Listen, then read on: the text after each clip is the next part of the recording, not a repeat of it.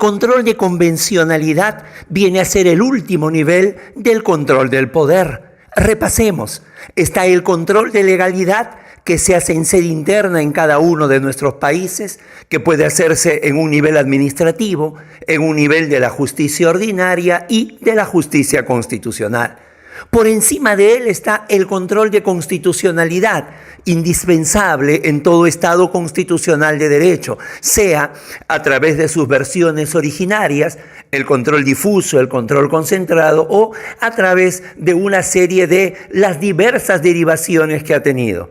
Y por último, claro está el denominado control de convencionalidad, sobre todo a nivel del sistema interamericano de derechos humanos, cuando a nivel interno no han dado resultados el control de legalidad y el control de constitucionalidad para la protección de lo que en sede interna se llaman derechos fundamentales. Aquí, en Tribuna Constitucional, hemos tocado en una pluralidad de programas de manera directa y de manera indirecta el control de convencionalidad. Sin embargo, una de las metodologías más usuales resulta ser la de preguntas y respuestas, que es lo que proponemos en la presente entrega. Soy Guido Aguila Grados y quiero darles la bienvenida a una nueva entrega de Tribuna Constitucional. El control de convencionalidad, 10 cosas que debemos saber. Sean todos bienvenidos.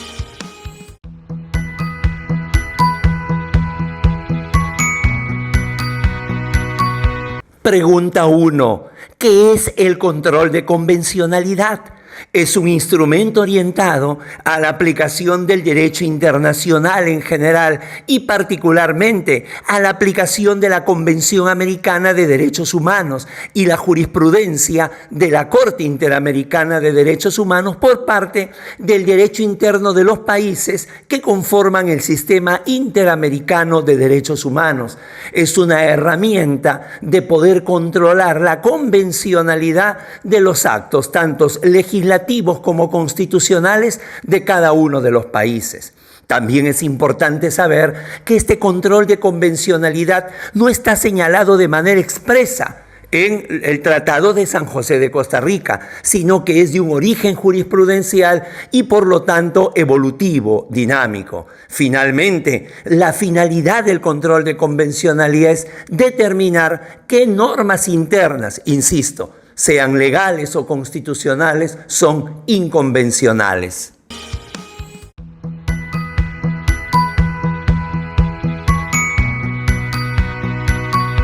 2. ¿Cuál es la jurisprudencia clave para poder entender el control de convencionalidad? Si bien es cierto, existen múltiples sentencias que han ido no solamente creando, desarrollando y evolucionando el control de convencionalidad, nos podemos quedar con 4. En el primer caso es la sentencia Almonacid Arellano versus Chile del año 2006, donde nace el denominado control de convencionalidad, pero en su primera modalidad, solamente como un control represivo.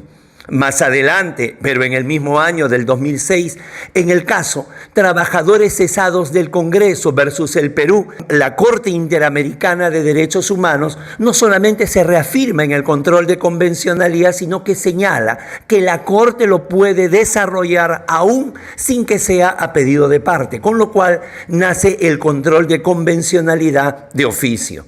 En un tercer momento, en el año 2009 y en la sentencia Radilla Pacheco versus México, más bien la Corte Interamericana de Derechos Humanos amplía el radio de acción del control de convencionalidad, señalando que no se tiene que esperar para que llegue a la Corte y lo realice, sino que esto puede ser realizado desde el nivel interno, con lo cual nace el denominado control constructivo, una modalidad distinta del control de convencionalidad.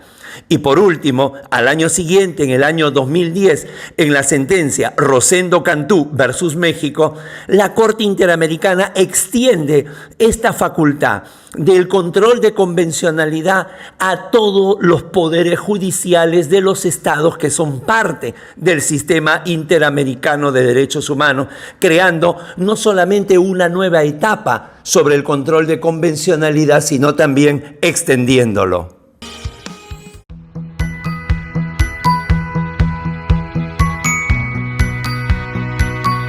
3. ¿Cuáles son las formas del control de convencionalidad? Son dos. Al igual que el control de constitucionalidad, tiene el control concentrado, pero el control difuso. Pero a línea contraria, a contramano de la evolución del control de constitucionalidad, para el control de convencionalidad primero nace como un control concentrado. Esto es, lo hace únicamente, de manera inicial, la Corte Interamericana de Derechos Humanos. Más tarde, ya la Corte comprendió que la razón de ser de la Convención Americana de Derechos Humanos y de todo el sistema es que esto se internalice en cada uno de los países para que no estén llegando casos de una manera desmedida a la Corte. Entonces, a ese control concentrado se le añadió el control difuso, que no solamente puede ser realizado por todos los jueces nacionales, sino que también se debe realizar desde el nacimiento de las normas, es también para los legisladores, hasta que en la sentencia Hellman II versus Uruguay lo extiende para todo aquel elemento que tenga una cuota de poder, esto es, para las administraciones nacionales, el sistema difuso extendido en su mayor amplitud.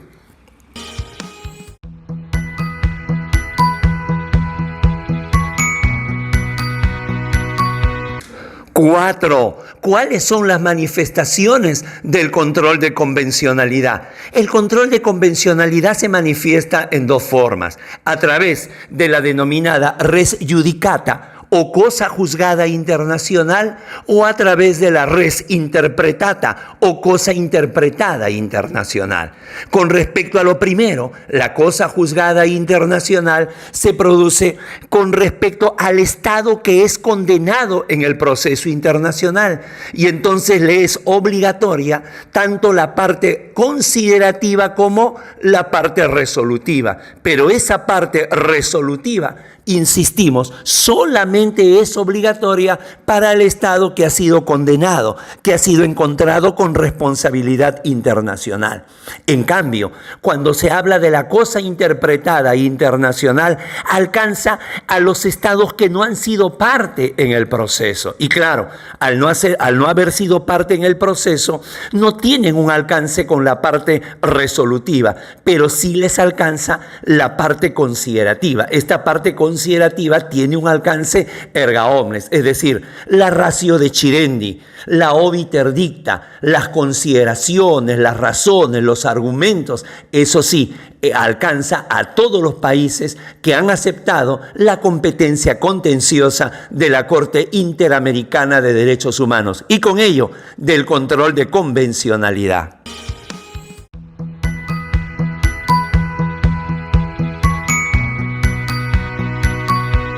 5. ¿Qué ocurre si un Estado incumple un fallo de la Corte Interamericana de Derechos Humanos?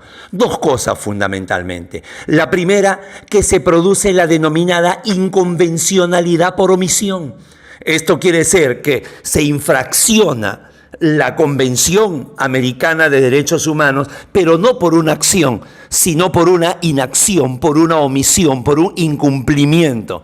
Y en segundo lugar, la Corte informa a la Asamblea General de la Organización de Estados Americanos, OEA, para que tome las medidas del caso. Generalmente son medidas administrativas.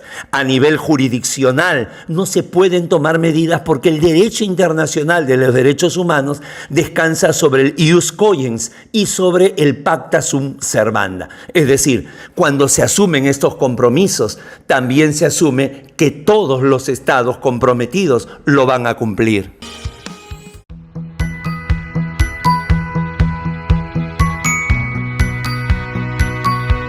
6. ¿Qué normas forman el bloque de convencionalidad?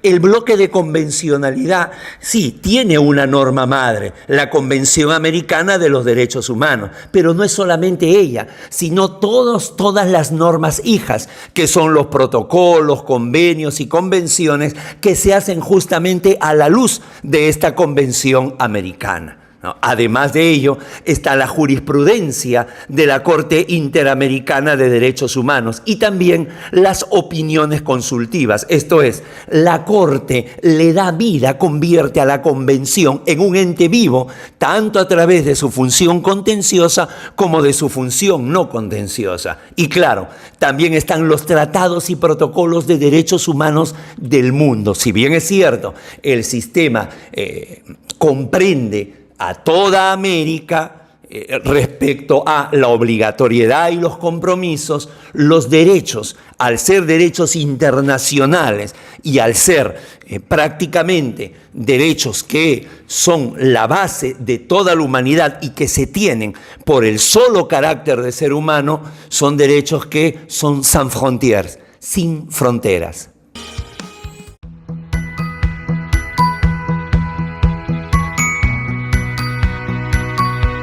7. ¿Qué ocurre si colisiona el control de convencionalidad y el control de constitucionalidad? O lo que es lo mismo, ¿qué ocurre si a nivel supranacional hay una postura que es diametralmente opuesta a la que hay a nivel nacional? Bueno, se prioriza lo más favorable a la protección del derecho humano. A ello se conoce como el principio de integración. Si lo más favorable es lo resuelto por la Corte, eso es lo que se aplicará. Si lo más favorable es lo determinado por la justicia interna, entonces ello es lo que se aplicará.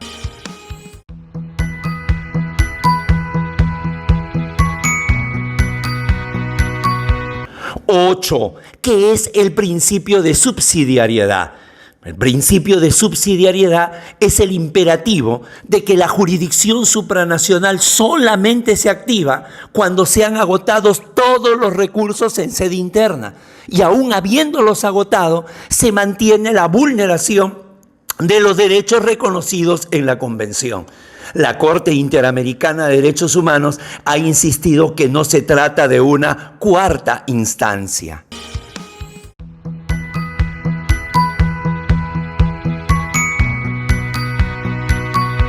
9. ¿A qué se denomina o qué es el margen de apreciación nacional? El margen de apreciación nacional es el tiempo razonable que puede tomar un Estado para implementar y cumplir lo indicado en una sentencia condenatoria de la Corte Interamericana de Derechos Humanos. Esto es, si bien es cierto, la sentencia es de obligatorio cumplimiento, por diferentes circunstancias se entiende que no puede ser de manera inmediata, pero también se entiende que no se puede eternizar. Por ello se han implementado la supervisión de las sentencias.